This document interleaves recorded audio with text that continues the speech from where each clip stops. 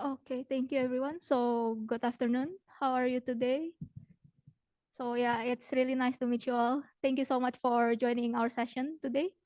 Let me start by introducing myself. So my name is Sherian, and I'm currently a software engineering team manager at the IT and transformation department at Asahi Group Holdings. So our company, Asahi Group Holdings, specialize in the development of alcoholic beverages, soft drinks, and food products, and with a strong focus on beer. And we're actively growing our business around the world with key operations in Japan, Europe, and also Asia Pacific region. And our global headquarters is located in Tokyo, Japan. So yeah, you might recognize our headquarter building, like it's the iconic one you often see in Tokyo's tourist photos, the one that is shaped like a golden beer glass or bottle. So yeah, that's us. So can I share my screen? Okay. So let me share my screen.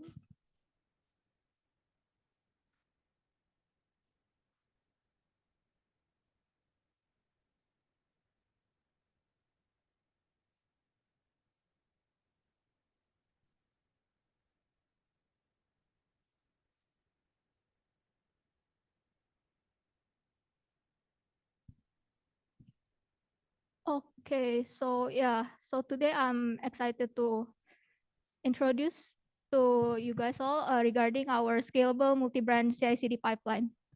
So yeah, let's start. First, let me walk through the agenda for today's talk so you know what to expect.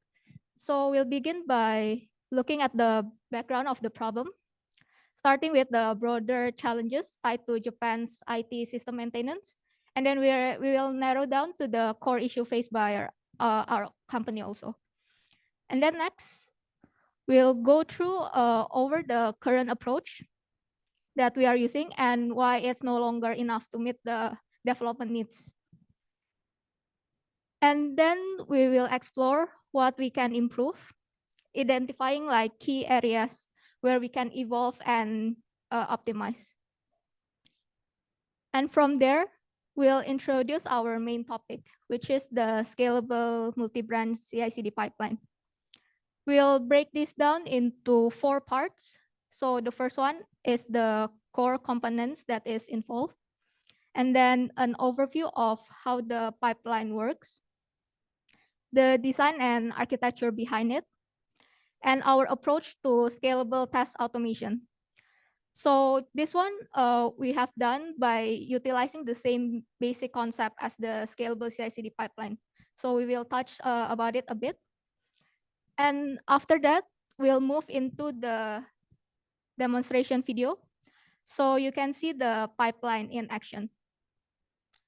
And finally, we'll warm up by sharing some exciting job opportunities at Asahi. So for those who are interested in joining our team or learning more, you could listen to this one. So with that, let's get started. So first, I'd like to share the background that led us to develop our scalable multi-brand CI/CD pipeline. So what motivates us? So first, it started with a growing awareness of a national scale issue known as the 2025 cliff problem. So maybe does anyone knows what this issue is?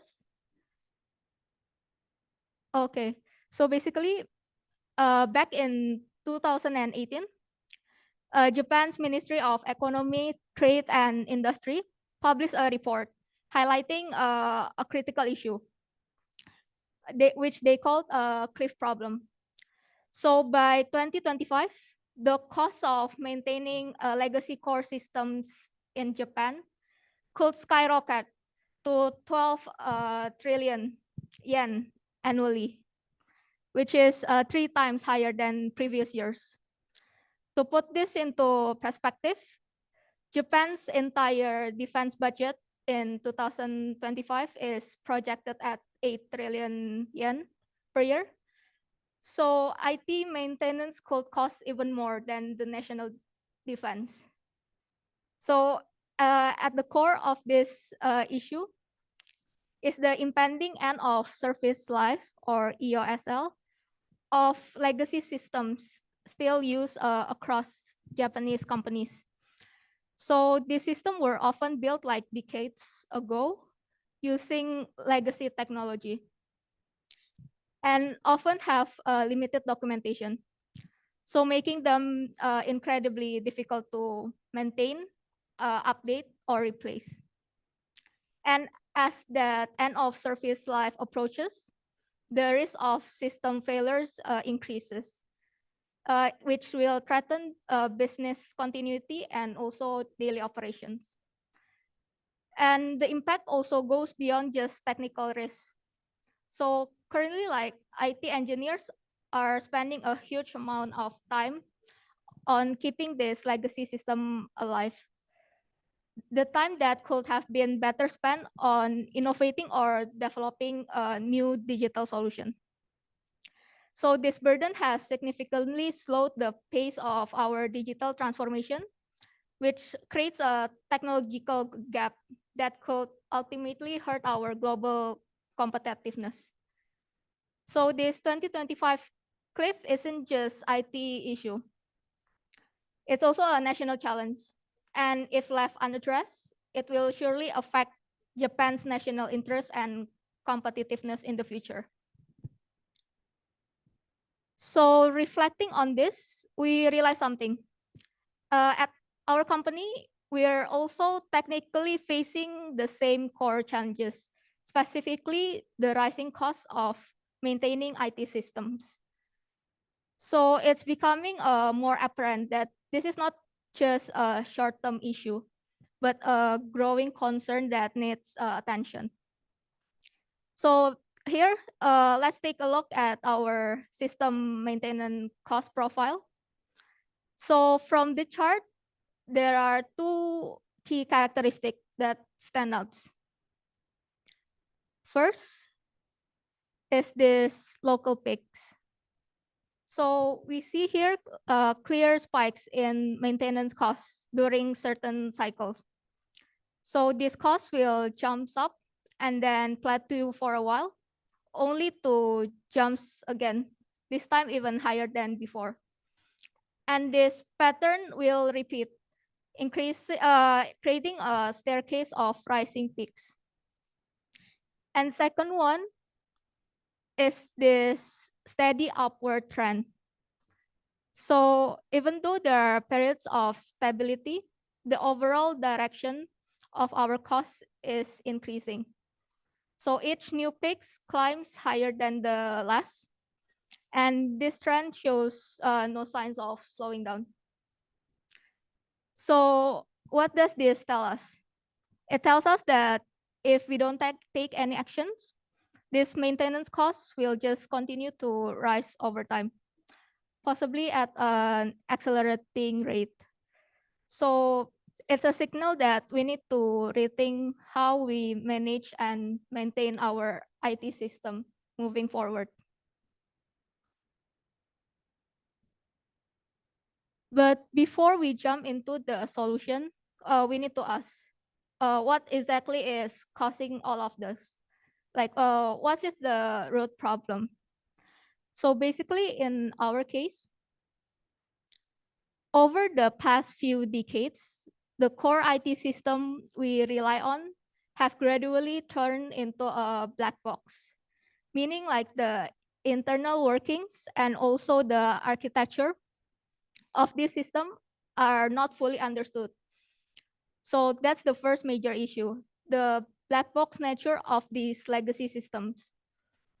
And the second one is that these systems are still heavily reliant on manual processes, especially when it comes to updates, builds, and maintenance tasks. So everything still has to be done manually, which of course slows things down and increase the chance of human error. And finally, we are also dealing with a lack of availability of development and QA environments. So we only have a handful of environments available. So developers are forced to share which limits parallel work and create bottlenecks. All of these factors combined have created a psychological barrier for developers, which make them often reluctant to touch the system, let alone to update it, because any change feel risky. And the fear of breaking something is very real. And so the result is basically poor system maintenance. So updates to OS version, middleware, and key components are neglected for years.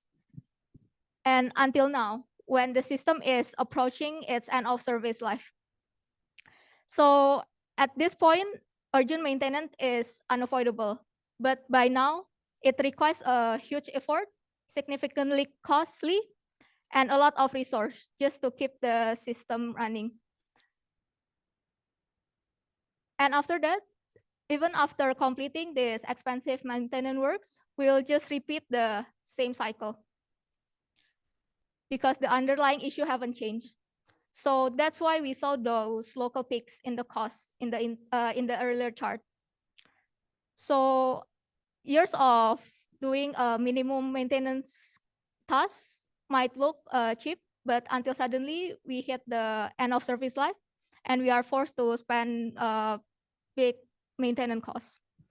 And without any shift on how we manage this system, the cycle will just keep on increasing, repeating also. And the cost will keep on rising. And this is without any new functionality delivered. So to give you a clearer picture, let me outline the current process. So here is a typical maintenance flow for one of our systems. So first, when developer update the codes, the changes are made into the code repository. And then the code is then manually fetched from the repository, and then it needs to be manually built in a build environment. And after the build is successful, the resulting build needs to be manually copied to the development environment. And finally, deployment scripts are then run also manually to deploy the build into the operating or the QA environment. So why is this a problem? So basically, this process is not only labor intensive, but also prone to human error at every stage, whether it is during the build or deployment. So each step introduces the possibility of mistakes. So the result is developers face a psychological barrier. They become hesitant to touch or modify anything because they fear that any change could lead to something breaking. So this leads to a sense of reluctance to innovate or improve the system. So looking at this workflows, what can we improve? So we identified two major issues that needs to be addressed. First is the manual processes. Currently, much of the processes, including the one that is in blue block boxes, still requires manual intervention, from initiating tasks to handling the updates and deletion. There's a significant amount of human effort involved. So this reliance on manual process can lead to inefficiency and also errors. So we need to address this manual process. The second one is regarding the limited environments. So our current setup uses all the environments for each workflow. So the issue here is that multiple developers cannot experiment freely at the same time. If one developer is using the environment for testing, another can run their own tests or experiments without risking breaking the existing setup. Additionally, these environments also are still on-premise and hence need continuous maintenance. And not to mention that we only have very limited amount of development available. development environment available. So we propose the following improvements. First is refactoring the environments. We will rebuild the build and deployment environments as a serverless containerized environments. This means no need for dedicated servers or machine that requires continuous maintenance. And the second one is automatic environment creation and deletion. So these environments will automatically created when needed and just easily deleted when they are no longer required. In other words, we will have a maintenance-free development environment. So the third one is we will fully automate the workflow with CI/CD pipeline. So the entire process from code updates to testing and deployment will be fully automated using a CI/CD pipeline. So we will reduce manual intervention and increase our efficiency. So up until this point, I've essentially just described what a CI/CD pipeline is. So now you might be wondering what makes this pipeline scalable and multi-branch. So let's break that down. So first here, I have an illustration of the current version of a system where the source code is coming from the main branch of the repository. Now let's say there's a developer A, creates a branch A from the main branch. For example, he would like to add a new feature. So when developer A pushes updates to branch A, our CI/CD pipeline will automatically create a dedicated environment for that branch A. And same goes for developer B, who creates a branch B with her own updates. So she will get a separate environment isolated from both the main system and also the branch A. So this one, each branch has its own isolated development environment. This is the first key feature, which is multi-branch. So each branch gets its own independent development environment that is isolated and tailored to the code in that branch. And how about scalability?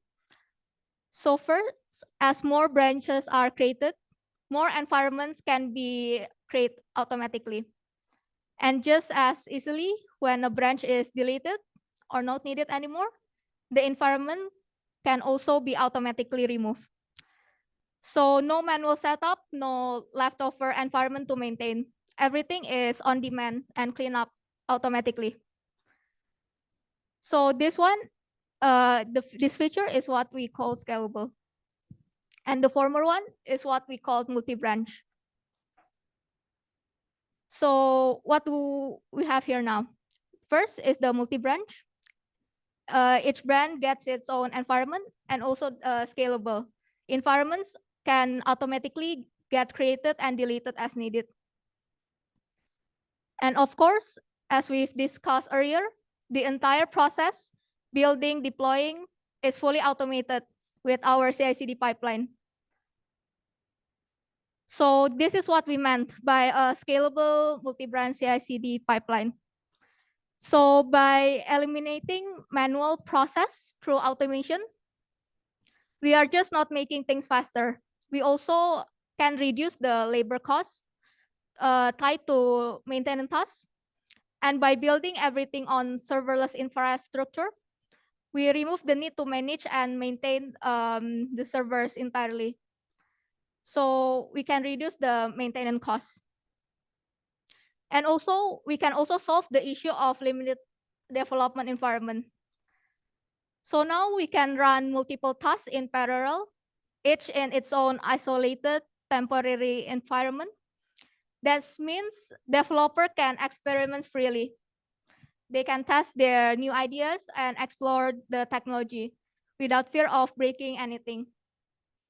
So over time, this freedom will help engineers gain a deeper understanding of the system they work with, because now they can touch or experiments with the system as much as they want. And gradually, we hope that the black box nature of the system will be eliminated. So what once felt like a black box can become something transparent, familiar, and manageable. So yeah, this is a scalable multi-branch CI/CD pipeline. So it's not just about automation. It's also about empowering teams, reducing risk, and building a more open and scalable development culture.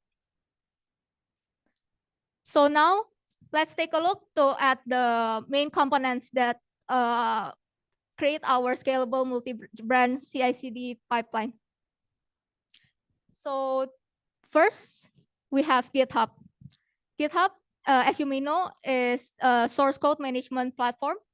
So we store all of our code here, and we use the branching feature to separate environments for each developer or each feature. So basically, each branch represents a version of the system. And for this one, we use a trunk-based development. So each new feature or fix is developed in separate branches before it is merged to the main branch. And the second one here, we have Jenkins. So Jenkins is basically our automation server, and it orchestrates the CI/CD pipeline.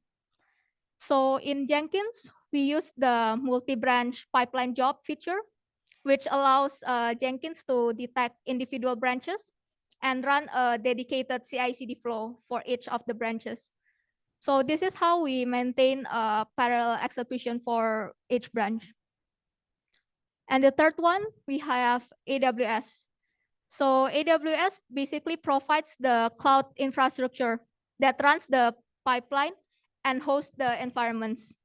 We use several AWS services such as EC2, EFS, ECR, and ECS. We'll deep dive more in detail in the next slides.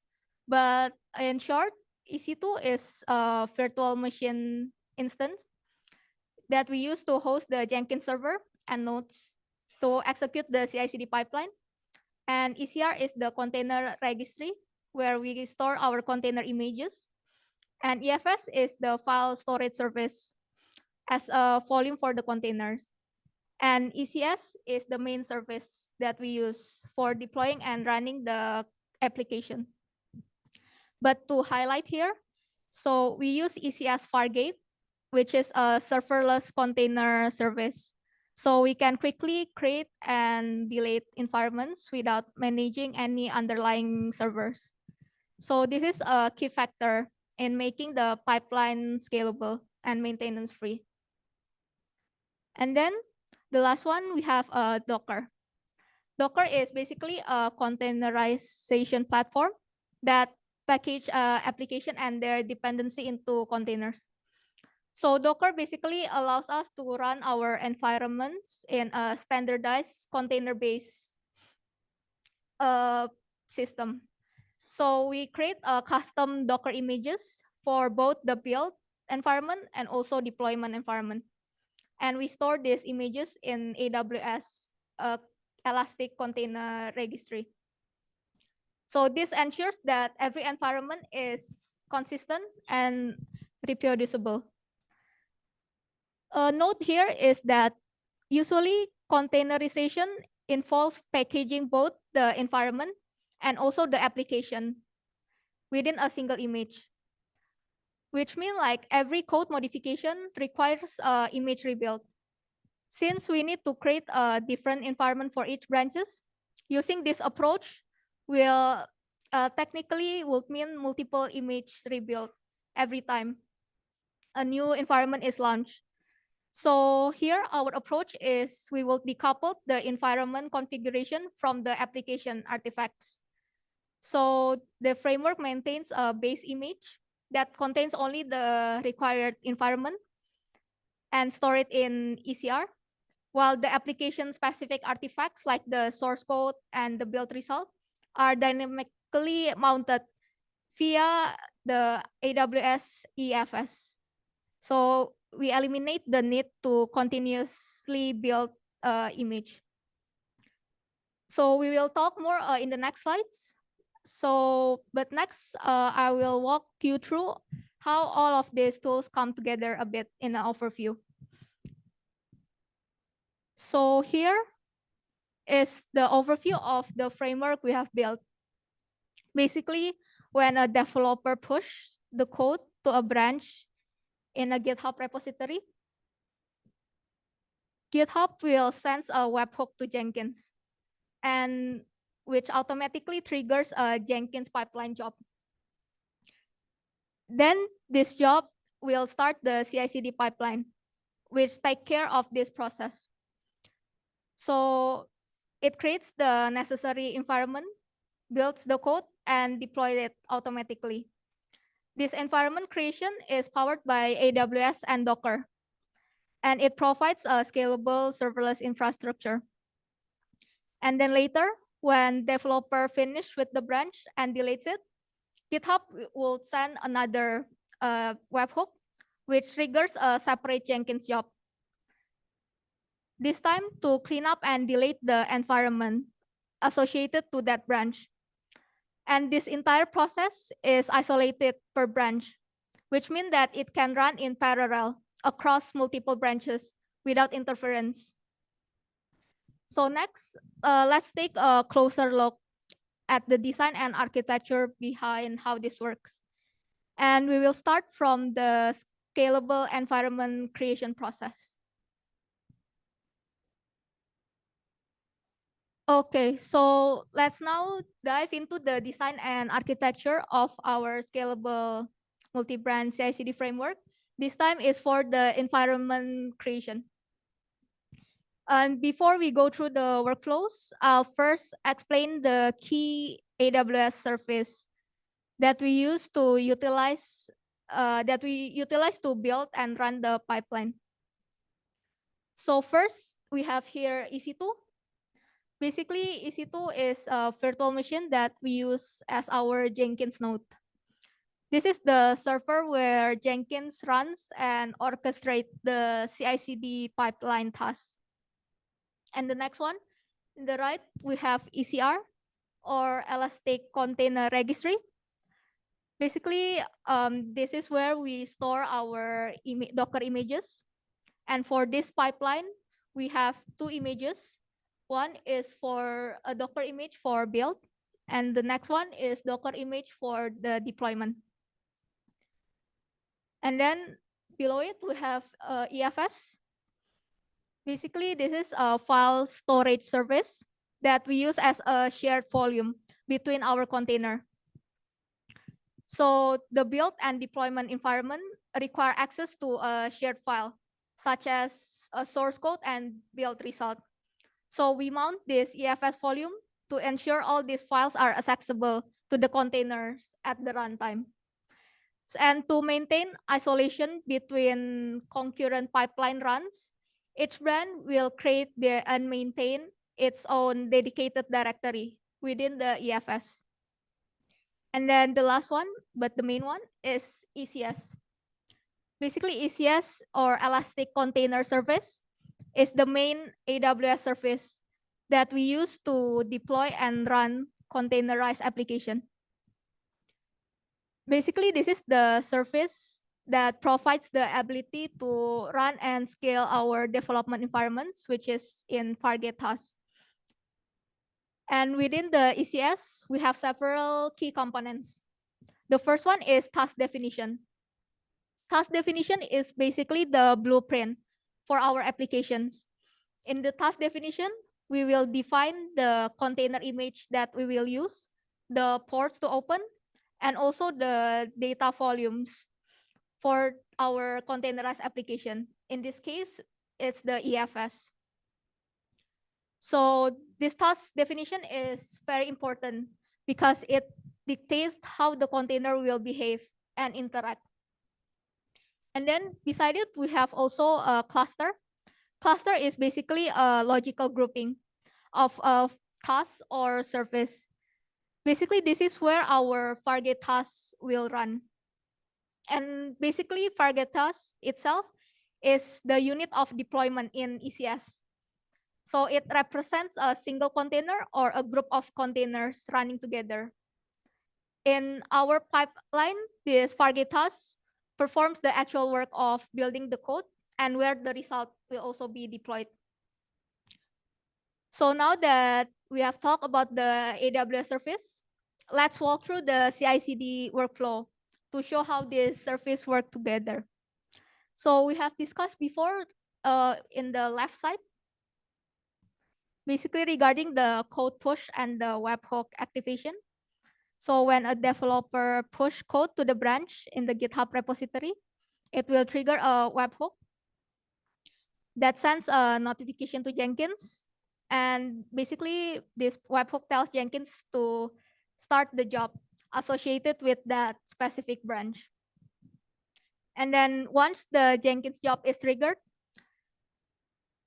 it will start the CI/CD pipeline. And the first step is that the Jenkins will clone the code into its workspace on the Jenkins node, which is EC2 instance. And from this source code, the relevant code are then copied to a folder, which is mounted to folder in EFS. So this way, the source code is now connected to the EFS. So by using this EFS, we ensure that the code is accessible across different containers during the builds later on. And this next step is that it will create a task definitions. So we will create two task definition or the blueprint. One is for the build and one is for the deployment. This task definition defines the container image to use from the ECR and also the volume to use or to mount from the EFS. For example, for the build task definition, we define that we will use the build image and also we will mount the volume to the EFS, which contains the source code already. And so this way, all the components are now connected. And next, it will start to build the code by launching a Fargate task. Using the build cluster and the task definition for build. So this build task definition is deployed as a Fargate task, and it will build the code. And after the build result is created, by design, it will also be stored in the EFS. And then after the Fargate task has done doing the builds, it will send back the build result via EFS and also the logs. And then after the build is finished, the Fargate task will stop automatically and is deleted automatically. And after the build is complete, Jenkins moved to the deployment phase. So for this one, another Fargate task is launched. This time using the deploy cluster and also the task definition for deployment. So since both the build and deployment tasks are using the same EFS, the build results from earlier are now also available to the deployment task. And then these build results are deployed to this environment. And then the logs and results from the deployment are reported back to Jenkins. And then once the deployment process is finished, the CI/CD pipeline completes. And Jenkins will clean up its workspace and resources that is not needed. And then the job ends. And this Fargate task is basically the development environment for that particular branch. And later on, as developer push more branch, each branch will have its own Fargate task running in a separate environment. So what happens after this deployment? Basically, once the environment is up and running, we can conduct variety of tasks such as automated testing like API tests, UI tests, and also experimentation with the new feature. So this is an overview of how the scalable multi-branch CI/CD pipeline works for the environment creation. So from pushing the codes into deploying the build result in a scalable and isolated environment. So as we discussed earlier, we can conduct testing in the environment.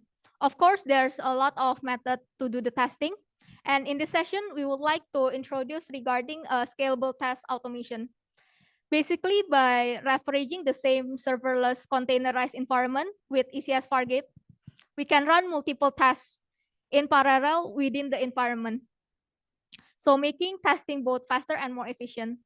So this is what we call scalable test automation. And here's how it works. So once the deployment process is confirmed to be successful, the pipeline will retrieve the IP address of the created environment and triggers the automated testing process. So for the testing stages, we have already created a test scripts for a set number of test cases. And then when the pipeline reach the testing phase, it fetches these test cases and it will launch a Fargate task for each one test cases. For example, here we have X test cases. So there will be X Fargate task that is launched. And then each of this Fargate task will execute a different test case against the environment. And then once the tasks are completed, the Fargate task will be deleted automatically. And then we can generate the test result trend analytics in the Jenkins portal. So for each test run, we can track the number of test cases that pass and fail. And for the failed test cases, we can dig deeper into the specific error messages. So with this scalable approach, we can get a faster, reliable feedback and enables us to continuously monitor the quality of our codes across multiple test cases at once. So with this test automation, we can achieve basically parallel execution. And this parallel execution basically enables us getting two major advantages. First, of course, is faster testing time. So instead of running test cases one by one, we can execute them simultaneously across multiple isolated containers. And this will lead into way faster testing time compared to the sequential testing. And the second one is detecting more complex issues. So like any testing framework, we can basically catch bugs and regressions using the test automation. But what sets this testing apart is that we can uncover hard to find or identify challenging problem, such as race condition, which often only appears when processes run in parallel or high scale. So for example, here's a real world example of the impact of scalable test automation. So this is a system in a QA stage just before release. So basically at first, everything looked fine, like no issues were detecting using traditional sequential testing methods. But when we applied scalable test automation, running hundreds of test cases in parallel, something unexpected happened. So a race condition was triggered and it caused the entire system to freeze completely. So this issue has never shown up before because simply sequential testing wasn't pushing the system hard enough to expose this race condition. And with the scalable test automation, we are able to identify and fix this race condition. So far, we've shown how to create scalable environments and run the scalable tests. Now, to make this truly scalable, we also automated the deletion of environments when developer deletes a branch. So here's how it works.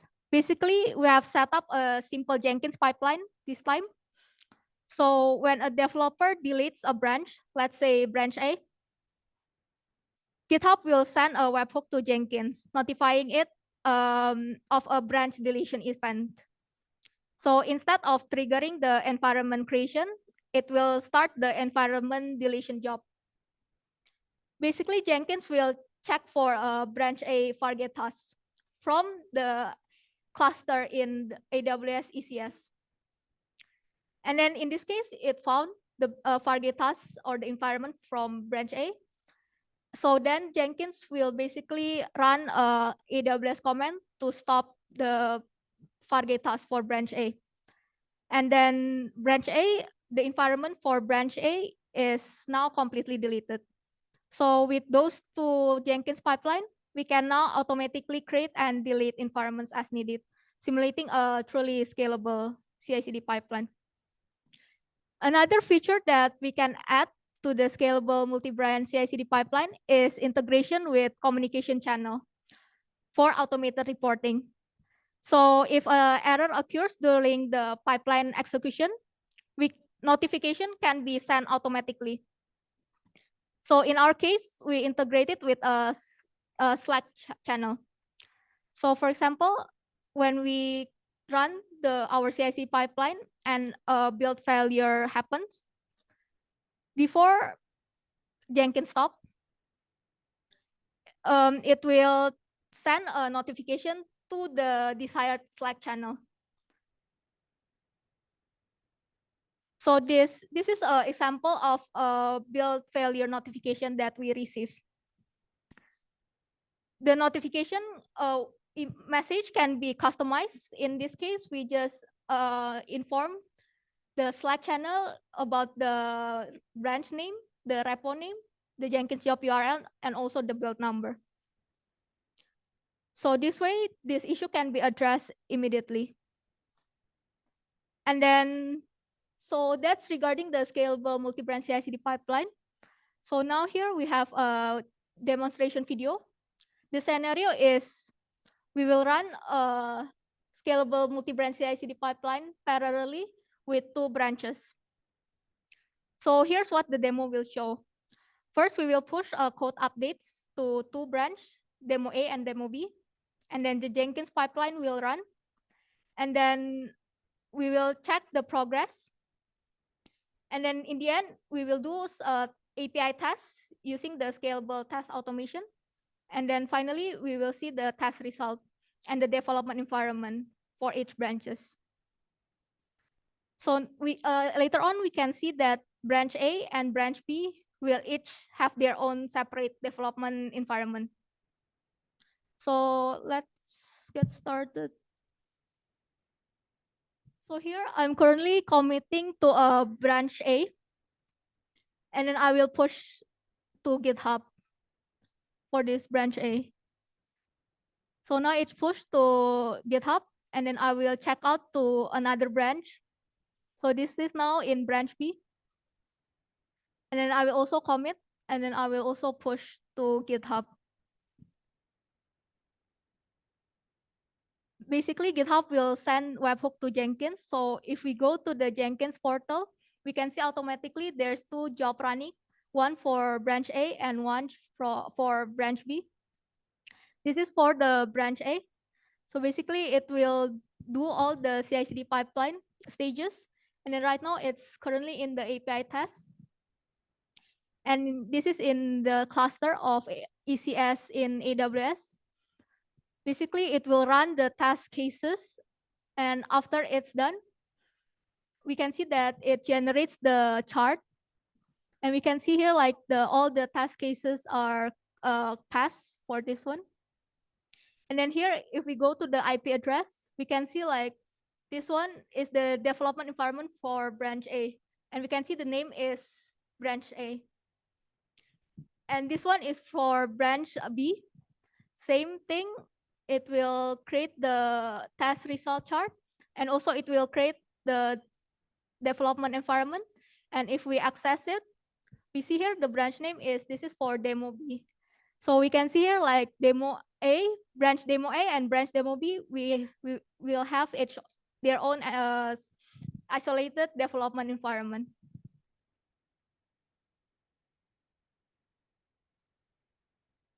So to summarize what we've discussed today, basically we successfully proposed and implemented a scalable multi-branch CI/CD pipeline using GitHub, Jenkins, AWS, and Docker.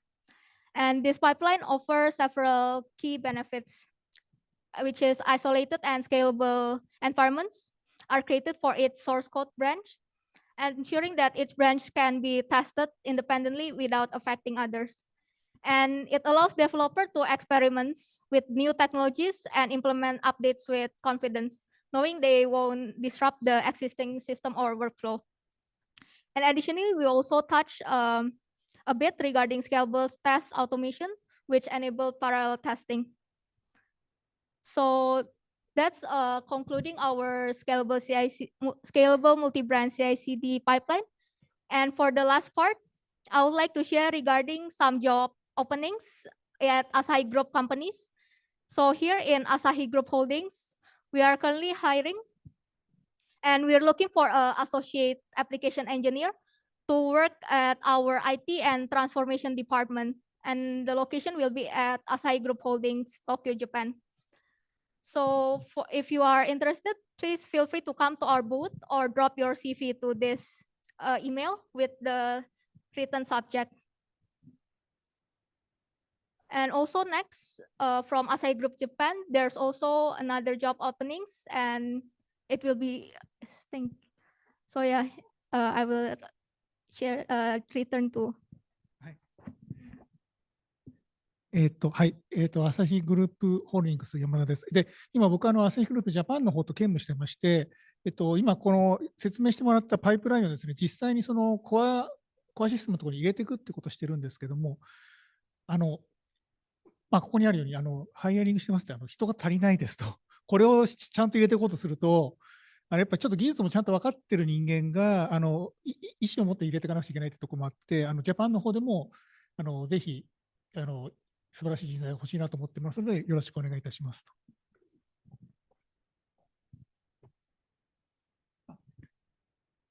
では、これで、我々のアサヒグループのスポンサーセッションを終わりにさせていただきます。ご清聴どうもありがとうございました。